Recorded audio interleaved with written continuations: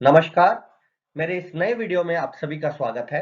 जैसा कि पिछले वीडियो में मैंने आपको बताया था कि एक सक्सेसफुल लॉन्ग जंप कंपटीशन कराने के लिए आपको किन-किन तैयारियों को पहले कर लेना चाहिए। अब इस वीडियो में मैं आपको बताऊंगा कि कंपटीशन कराते समय आप किन नियमों का पालन करें, किस तरह से आप कंपटीशन को कराएं ताकि आपका कंपटीशन पूरी तरह से सक्सेसफुल कराया जा सके। आइए इसको विस्तार से समझते हैं।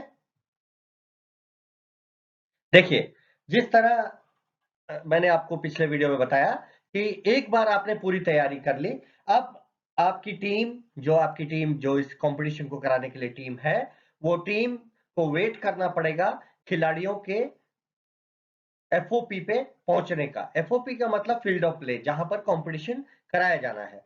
तो जैसा कि हम जानते हैं कि सभी खिलाड़ी कॉल रूम में रिपोर्ट करते हैं और कॉल रूम के जो ऑफिशियल्स हैं, वो इन खिलाड़ियों को एफओपी पे लेके आते हैं और रेफरी जंप के हवाले कर दिया जाता है इनको। और उसके बाद सारी कार्रवाई रेफरी जंप्स के निगरानी में की जाती है। एक बार आपके पास सारे कॉम्पिटिटर्स आ गए हैं, तो जो आपके एथलीट कंट्रोलिंग जज होते हैं, उनके हवाले सारे एथलीट्स को कर दिया जाता है और उन्हीं की निगरानी पे सारे एथलीट अपना जो अप्रोच रन, जो भी रनवे को उनको जहां पर भी अपना चेक मार्क्स लगाने होते हैं, वो चेक मार्क्स लगा लेते हैं। और चेक मार्क्स लगाने के बाद वो अपना ट्रायल उनकी निगरानी में, जो एथलीट कंट्रोलिंग जज है उनके सुपरविजन में वो अपना अपना ट्रायल लेते हैं। अब यहाँ पर एक बात बहुत ध्यान देने वाली बात है कि जो एथलीट होता है उनको एक एक ट्रायल दिया जाता है। कभी कभी अगर आपके पास समय ज्यादा होता है तो एक से ज्यादा ट्रायल भी दिए जा सकते हैं, ताकि जो एथलीट है वो अपने आप को मेन कंपटीशन के लिए तैयार कर सके। एक बार आपके सारे एथलीट्स ने अपना रनवे सेटअप कर लिया है। अब क्या होता है, उनका इंट्रोडक्शन कराया जाता है। देखिए, आज के ज़माने में क्योंकि मीडिया का बहुत ही अहम रोल होता है और जो भी एथलीट हैं, उनको सारी दुनिया देख सके और उनकी पहचान बने, इसके लिए ये एक प्रक्रिया की जाती है जिसमें एथलीट का जो इंट्रोडक्शन है वो सारे जितने भी दर्शक आए होते हैं उनके लिए कराया जाता है, ताकि वो पहचान सके कि कौन से एथलीट का क्या नाम है और उस एथलीट की परफॉर्मेंस भी बताई जाती है इसमें, ताकि सबको पता चल सके कि कौन ज्यादा अच्छा एथलीट है, कौन एथलीट कंपटीशन में किस एथलीट पे ज्यादा ध्यान दे रहा है, कौन सा एथलीट मेडल जीतने का ज्यादा दावेदार है। ये सारी चीजें जब दर्शकों को पता चलती है तो जो उनकी जो रुचि होती है वो जंप्स के को देखने के प्रति और बढ़ जाती है, जिससे जो ये कंपटीशन है वो बहुत अच्छे तरीके से होता है। एक बार जब सब कुछ तैयारी हो जाती है, तो फिर जो पहला एथलीट है उसको जो ऑफिशियल ट्रायल के लिए बुलाया जाता है। जैसे ही उस ऑफिशियल ट्रायल के लिए सारा चीज रेडी होने के बाद उस एथलीट को टाइम दिया जाता है, तो वो एथलीट को 1 मिनट का समय मिलना है। जो रूल्स कहता है कि हर एक एथलीट को 1 मिनट के अंदर अपना ट्रायल स्टार्ट कर लेना है।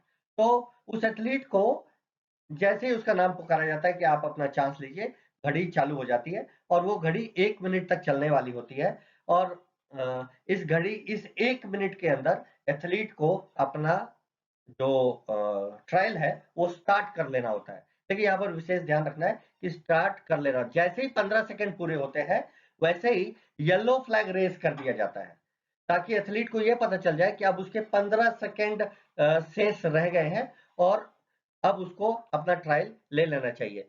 और ये 1 मिनट पूरा हो जाने के बाद, जैसा कि हम लोग जानते हैं कि 1 मिनट का समय दिया जाता है उसको अपना ट्रायल स्टार्ट करने के लिए।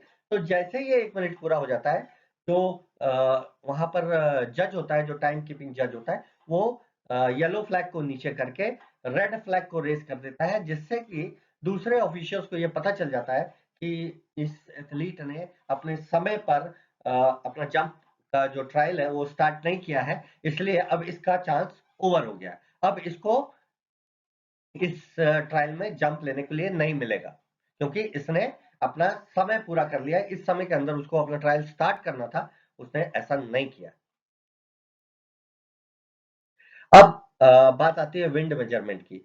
जैसा कि हम जानते हैं कि लॉन्ग जंप इवेंट में विंड मेजरमेंट किया जाता है। तो इसमें जो विशेष बात ये होती है कि आपको मैंने अपनी पिछले वीडियो में भी बताया था कि विंड मेजरमेंट क्यों किया जाता है और विंड मेजरमेंट कब करना चाहिए। यहाँ पर भी आप जान लें कि लॉन्ग जंप में जो विंड मेजरमेंट है, विंड वेलोसिटी का जो मेजरमेंट किया जाता है, वो 5 सेकंड के लिए किया जाता है।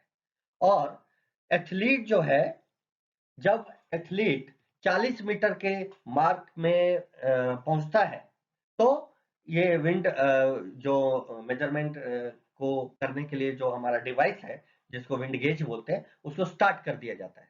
अब यहाँ पर विशेष बात ध्यान रखने वाली ये है कि अगर एथलीट 45 मीटर से स्टार्ट कर रहा है या 40 मीटर के बाद से स्टार्ट कर रहा है, 41 मीटर, 42 मीटर, 43 मीटर कहीं से भी स्टार्ट कर रहा है, तो जब एथलीट 40 मीटर मार्क में पहुंचेगा, तभी आपको आपको अपना विंड गेज स्टार्ट करना है। लेकिन कई बार एथलीट क्या करते हैं कि वो 40 मीटर से कम का रनवे लेते हैं, कम अप्रोच रन लेते हैं। अब अगर वो 40 मीटर कम का अप्रोच ले रहे हैं, तो यहाँ पर आपको क्या करना है, आपको जैसे ही एथलीट अपना रन स्टार्ट करता है, अप्रोच रन स्टार्ट करता है, वैसे ही विंड गेज को स्टार्ट कर देना है। और ये विंड गेज, आजकल के जो विंड गेज आते हैं, वो ऑटोमेटिकली 5 सेकंड के बाद बंद हो जाएंगे। आपको स्टार्ट मैनुअली करना पड़ेगा, लेकिन 5 सेकंड के बाद वो बंद हो जाते हैं। और जो भी मेजरमेंट आता है उसको आप अपने स्कोर शीट पे रिकॉर्ड कर लें। हर एक जंप, ध्यान रखें, हर एक जंप को आपको रिकॉर्ड करना है। कोई भी जंप छूटना नहीं चाहिए। हर एक ट्रायल, जितना भी ट्रायल एक जंपर लेता है, सारे ट्रायल्स में उसका विंड वेलोसिटी नापना चाहिए। अब बात आती है टेक ऑफ की, रूल्स की, कि भाई कौन से जंप्स को आप वैलिड मानेंगे, कौन से जंप्स को वैलिड नहीं मानेंगे। तो यहां पर आपको ध्यान रखने वाली क्या बात है, कोई भी जंप जो टेक ऑफ बोर्ड या टेक ऑफ बोर्ड से पहले, बिना आपके टेक ऑफ लाइन को टच किए हुए, जो भी जंप एथलीट लेता है, वो वैलिड जंप होता है। अब यहाँ पर कुछ विशेष परिस्थितियां होती हैं, जो आपको मैं आगे आने वाले स्लाइड में बताने वाला हूं। तो आप यहाँ ध्यान रखें, बिना ब्रेक लाइन को टच किए हुए अगर जंपर टेक ऑफ बोर्ड से या टेक ऑफ बोर्ड से पहले, बिना टेक ऑफ बोर्ड को छुए हुए भी अगर वो जंप लेता है, तो ये वैलिड जंप होता है। अब यहाँ पर कुछ चीजें बदल जाती हैं, जो आपको आगे आने वाले स्लाइड में बताने वाला हूं। तो आइए इसको समझते हैं। देखिए, इस अगर आप इस जंप को के फिगर को देखेंगे, तो आपको दिखेगा कि जंपर जो है वो टेक ऑफ बोर्ड से पहले ही उसने टेक ऑफ ले लिया है। तो ये वैलिड जंप है। उसमें जरूरी नहीं है कि वो टेक ऑफ बोर्ड को जाके टेक ऑफ बोर्ड को छुए या टेक ऑफ बोर्ड से ही जंप ले। अगर वो उससे पहले भी जंप लेता है, तो भी ये वैलिड जंप होगा। बस आपको ध्यान क्या रखना है कि मेजरमेंट तो आपको टेक ऑफ लाइन से ही होगा। देखिए, अब यहां पर इसको और जरा सावधानी से इसको समझेंगे। देखिए, ये इसमें एक नंबर में आप देख पा रहे होंगे कि यहां पर जंपर ने का आधा पैर टेक ऑफ बोर्ड पे है और आधा पैर टेक ऑफ बोर्ड के बाहर है, लेकिन उसने टेक ऑफ लाइन को टच नहीं किया है, तो ये वैलिड जंप हो।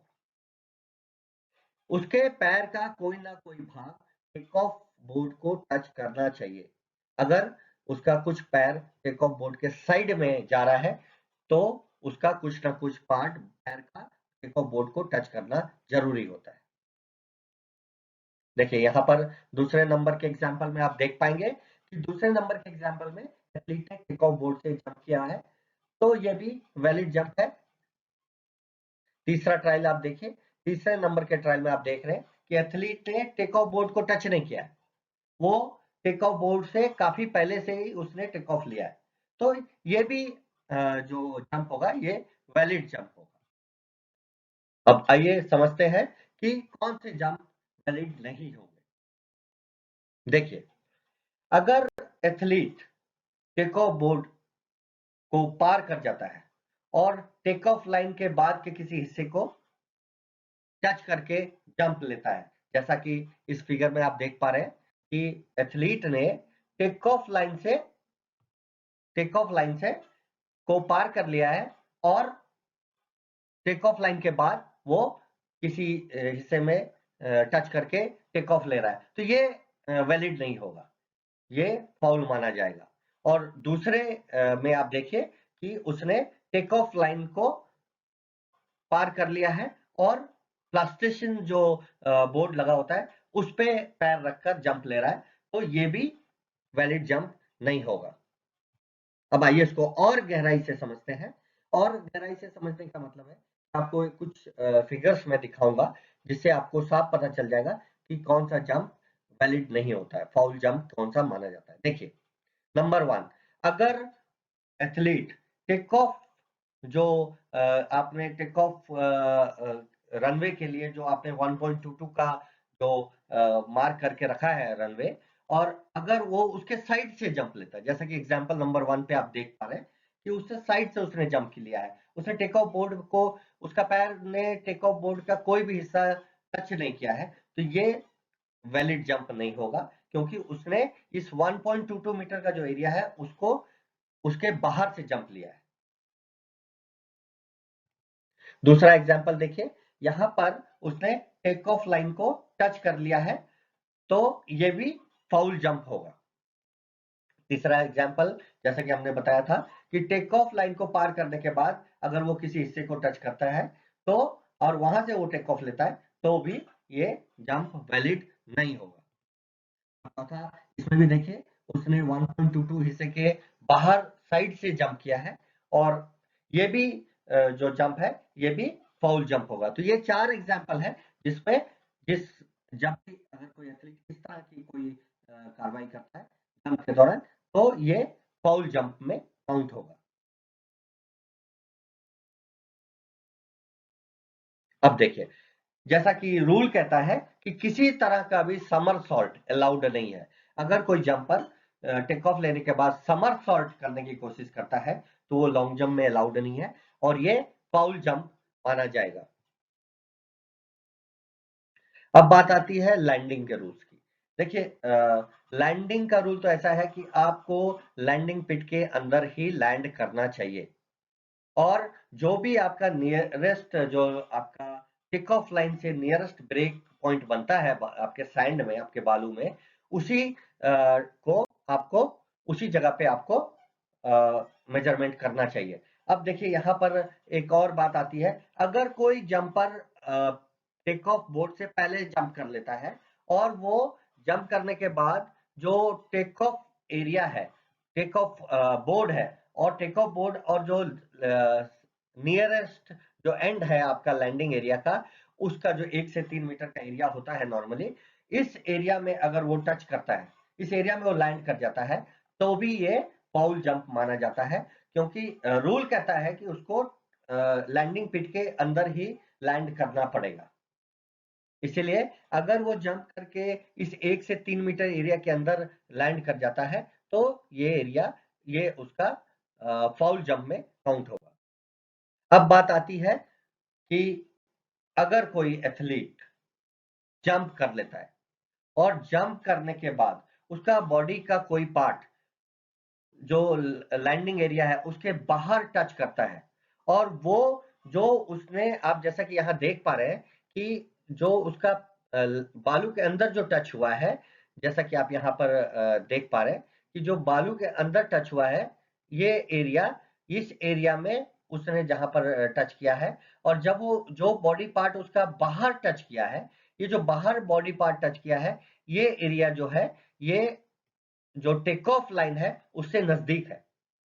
ऐसे कंडीशन में भी जो जंप है वो फाउल जंप माना जाता है, क्योंकि जो उसने बालू में ब्रेक किया है, जहां से हमको नापना था, अब उसने क्या किया, जो उसका बॉडी पार्ट बाहर टच किया, वो ऐसी जगह टच कर गया कि जो उसने बालू में टच किया था वो दूर हो गया, और जो उसने बाहर टच किया वो ब्रेक, जो अपना टेक ऑफ लाइन है उसके नजदीक हो गया। अब ऐसे कंडीशन में आप पता नहीं लगा पाएंगे कि उसका टच कहां पे हुआ है, तो इस ऐसे जंप को भी यहां पर फाउल जंप माना जाता है और ये काउंट नहीं होता है।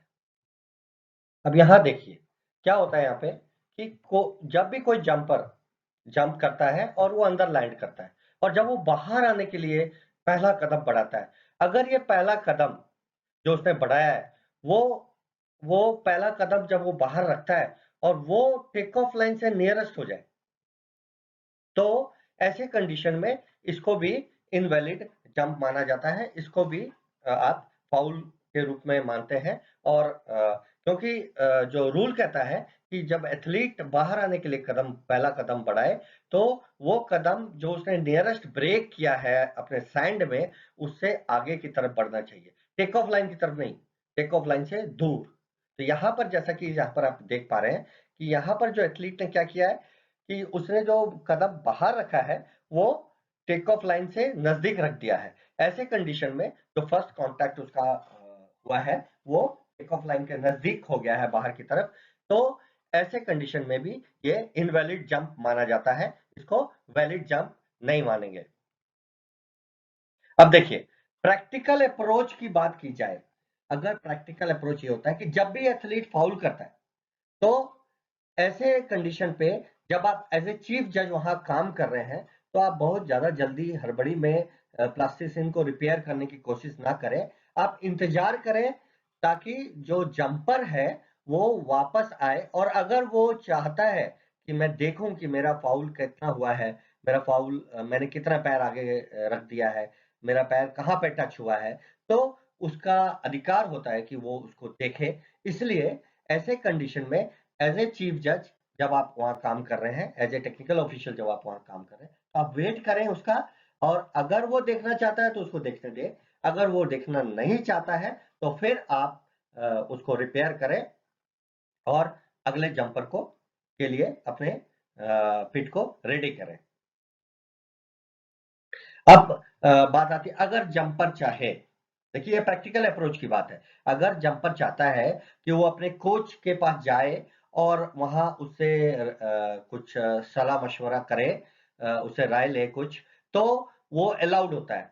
लेकिन कोच को कहाँ होना चाहिए, कोच को के लिए एक स्टैंड बना होता है, एक लॉन्ग जंप पिट के सामने ही पास में ही एक स्टैंड बनाया जाता है जहां पर कोच को अलाउ किया जाता है कि कोच वहां बैठ सकता है और एथलीट चाहे तो वहां जाकर कोच से सलाह मशवरा कर सकता है।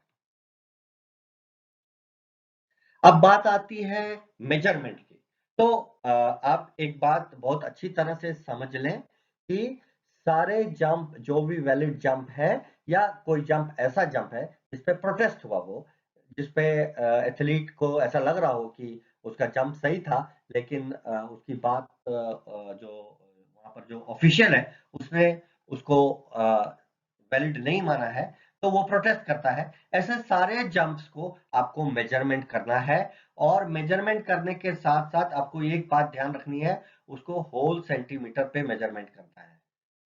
फॉर एग्जाम्पल अगर जंप किसी ने 8.06 सेंटीमीटर जंप किया है तो आप 8.06 सेंटीमीटर जंप को मेजरमेंट करेंगे, यहाँ पर 8.5.5 या 5.6 सेंटीमीटर इस तरह से नहीं करेंगे, पूरा होल सेंटीमीटर पे आपको उसको मेजरमेंट करना चाहिए। अब बात आती है कि जब भी जब भी जंप होता है तो क्या करना है, जब आप मेजरमेंट हो रहा हो, ये प्रैक्टिकल अप्रोच की बात है कि मेजरमेंट हो रहा है, ऐसे टाइम पे क्या करना चाहिए कि जो आपका जो चीफ जज होता है वो क्या करता है, या तो कोई एक ऑफिशियल वहां पर रेड फ्लैग लेके खड़ा हो जाएगा या रनवे पे एक रेड कोन रख दिया जाता है ताकि जो अगला जंपर है उसको ये पता चल जाए कि अभी जो स्टैंड है, अभी जो पिट है या जो एरिया जहां पर जंप होना है वो अभी इंगेज्ड है, और अभी जब तक वो रेड कोन या रेड फ्लैग वहां से नहीं हटेगा वो चांस ना ले।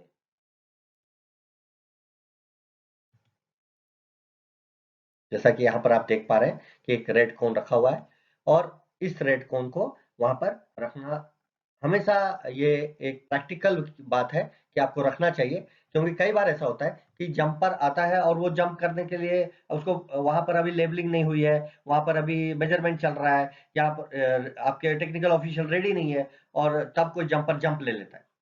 अब उससे क्या होता है कि सारा जो एक प्रैक्टिकली ये बिल्कुल ही आपका जो एक जंप का जो एक नियम से जंप होना चाहिए, वो उसके विरुद्ध हो जाता है। कभी-कभी लेबल नहीं हुआ है, उसी पे उसने जंप कर लिया, अब मेजरमेंट आप कैसे करोगे? उसे कभी ऑफिशियल रेडी नहीं है, अब ऑफिशियल रेडी नहीं है तो उसने देखा ही नहीं कि फाउल हुआ कि नहीं हुआ। तो ऐसे कंडीशंस में आपको हमेशा वहाँ पर एक कोन रखना चाहिए, ताकि जो एथलीट है उसको पता चल जाए कि अभी आपका जो एरिया है वो एंगेज्ड है। इस फिगर में आप देख पा रहे हैं कि जो जब सब कुछ रेडी हो जाता है तो फिर जो वहां पर ऑफिशियल होता है वो उसको उनको वहां से हटा लेता है। अब बात आती है कि आपको मेजरमेंट कैसे करना है। तो देखिए, मेजरमेंट करने का आपको बहुत सिंपल तरीका है। जो भी नियरेस्ट पॉइंट होता है, ब्रेक लाइन से नियरेस्ट, जो आपका जहां पर भी ब्रेक हुआ है सैंड, वो आपका टेक ऑफ लाइन से जो नियरेस्ट पॉइंट होता है, वहां पर आपको वहां से लेके आपका टेक ऑफ लाइन तक मेजरमेंट होता है। जैसा कि इस फिगर में आप देख पा रहे हैं कि जो टेप है वो हमेशा स्ट्रेट लाइन में रखा जाता है। टेप कभी भी तिरछा नहीं रखा जाता। अगर जंपर ने साइड में लैंड कर लिया है, क्योंकि आपको पता है कि आपके पास जो टेक ऑफ बोर्ड है वो तो आपका 1.22 का ही है, लेकिन जो आपका लैंडिंग एरिया है वो 3 मीटर तक हो सकता है। तो अगर वो साइड में लैंड कर जाता है तो आपको क्या करना है, एक पट्टी रख के अपने उसको एक्सटेंड करना है।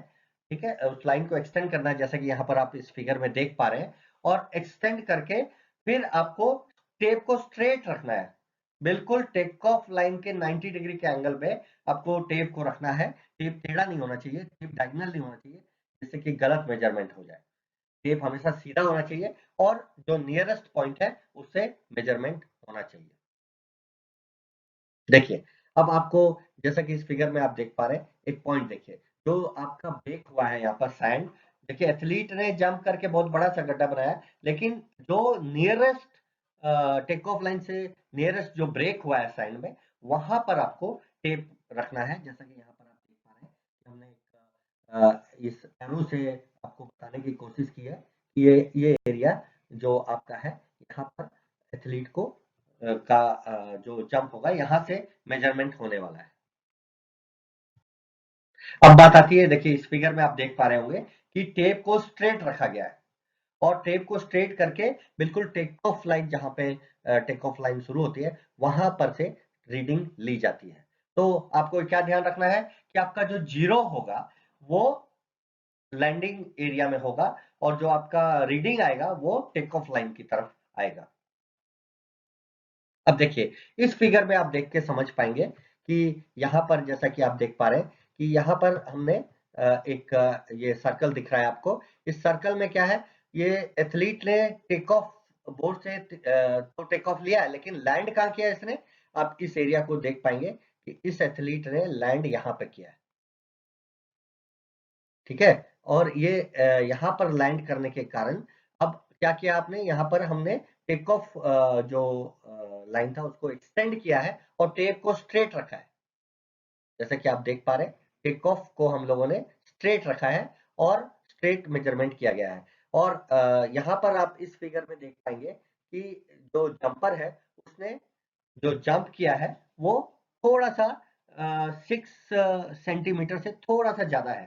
तो जैसा कि हमने आपको रूल बताया था कि जो जंप है वो कैसा होना चाहिए, वो होल सेंटीमीटर में रिकॉर्ड होना चाहिए। तो होल सेंटीमीटर में रिकॉर्ड होने के लिए यहाँ पर देखिए, यहाँ होल सेंटीमीटर में रिकॉर्ड किया गया है, और यहाँ पर जो इसका जंप है वो 8.06 रखा गया है, जबकि आप देख पा रहे हैं कि ये 6 से थोड़ा सा ज्यादा है, लेकिन क्योंकि होल सेंटीमीटर में रिकॉर्ड करना है, इसीलिए यहाँ पर इसको जो परफॉर्मेंस है वो 8.06 ही माना जाएगा। अब कुछ विशेष बातों का आपको ध्यान रखना है। जैसा कि हमने बताया कि जब भी परफॉर्मेंस रिकॉर्ड होगी वो होल सेंटीमीटर में रिकॉर्ड होगी। अगर मिलीमीटर में थोड़ा ज्यादा उसको नियरेस्ट जो सेंटीमीटर है उसपे उसको रिकॉर्ड करना है, जो पिछले स्लाइड में आपने एग्जाम्पल के रूप में देखा भी है। अब बात आती है ट्रायल की। अगर आपके पास 8 जंपर है तो आप सारे जंपर्स को 6 ट्रायल देने वाले हैं। अगर आपके पास 8 जंपर्स हैं तो आप सारे जंपर्स को 6 ट्रायल देंगे। और अगर आपके पास जंपर 8 से ज्यादा है तब आप क्या करेंगे, आप सारे जंपर को पहले 3 ट्रायल देंगे और उसके बाद उसमें से बेस्ट 8 एथलीट को चुना जाएगा और उन 8 एथलीट्स को अगले 3 और ट्रायल दिए जाएंगे। ध्यान रखें, अगर आपके पास 8 से ज्यादा एथलीट है तो सभी एथलीट्स को 3-3 ट्रायल दिए जाएंगे और 3 ट्रायल देने के बाद उनमें से बेस्ट 8 एथलीट निकाले जाएंगे। उन बेस्ट 8 एथलीट को और अगले 3 चांस दिए जाएंगे। अब कई बार क्या होता है कि आपने 3 ट्रायल दे दिया, अब 8वें नंबर के जो एथलीट है, क्योंकि हमने आपको बताया कि बेस्ट 8 एथलीट को अगला 3 चांस मिलना है, लेकिन कई बार क्या होता है 8वें नंबर के प्लेस पे टाई हो जाती है। तो अगर 8वें नंबर में टाई हो जाती है तो जितने भी एथलीट के टाई हुए हैं उनको फाइनल में और 3 चांस मिलेंगे, उनको और 3 चांस दिए जाएंगे। अब यहाँ पर विशेष बात, आप एक बात ध्यान रख लें, कई बार क्या होता है पहले प्लेस में टाई हो गया, तीसरे प्लेस में टाई हो गया, चौथे प्लेस में टाई हो गया, तो ऐसे कंडीशन में आपको बेस्ट 8 ही लेना है। लेकिन सिर्फ 8वें प्लेस पे जब टाई होगा तभी आपको वो सारे एथलीट को और 3 चांस देने पड़ेंगे। लेकिन अगर तीसरे प्लेस के लिए या चौथे प्लेस में टाई होता है तब आपको क्या करना है, बेस्ट 8 ही निकालने हैं और उन बेस्ट 8 को आप उनको ट्रायल देंगे। फॉर एग्जाम्पल, अगर मान लीजिए तीसरे प्लेस में 2 एथलीट आ गए तो आपने क्या करना है, फर्स्ट एथलीट, सेकेंड एथलीट, तीसरे प्लेस के लिए 2 एथलीट, तो आपके हो गए 4 एथलीट और अगले 4 और उन सबको 8 एथलीट को लेके उनको अगला 3 ट्रायल देना है। यहां पर आप कंफ्यूज नहीं हो, सिर्फ 8वें प्लेस के ट्रायल जब टाई होगा तभी आपको उन एथलीट को 3 चांस और देने हैं जो टाई कर रहे हैं। अदरवाइज आपके जो टोटल एथलीट जिनको 6 चांस मिलने वाले वो 8 ही होंगे। अब एक प्रैक्टिकल अप्रोच की बात और है कि जब भी आप जंप कराएं तो कभी भी आलस ना करें। हर एक जंप के बाद आप प्रॉपरली पिट को लेबल करें ताकि जो जंपर है वो जो अगला जंपर है वो जब जंप करे तो प्रॉपर तरीके से उसका मेजरमेंट हो सके। कभी ऐसा ना हो कि आपने लेबल नहीं किया हो और वो जंपर उसी गड्ढे पर कूद जाए जिसमें पिछले जंपर ने जंप किया था और फिर आप के लिए एक बड़ी मुसीबत हो जाए कि अब हम मेजरमेंट कहां से करने वाले। तो कभी भी जंप कराते समय किसी एथलीट के साथ नाइंसाफी ना करें। हमेशा पिट को प्रॉपरली हर जंप के बाद उसको लेबल करें और जब तक पूरी तरह से लेबल ना हो तब तक अगले जंपर को मौका जंप करने का ना दें। उम्मीद है आप लोगों को ये सारे नियम समझ में आ गए होंगे और मैं आशा करता हूं कि इसके बाद आप लॉन्ग जंप कंपटीशन को बहुत ही अच्छी तरीके से करा पाएंगे। और अगर आपको अभी भी कोई डाउट रह गया है मन में तो आप मेरे चैट बॉक्स पे अपना क्वेश्चन डाल सकते हैं, मैं उसका जवाब दूंगा। और तब तक के लिए, अगले वीडियो तक के लिए आप सभी का धन्यवाद। इस वीडियो को देखें, घर में रहें, सुरक्षित रहें और पढ़ाई करते रहें।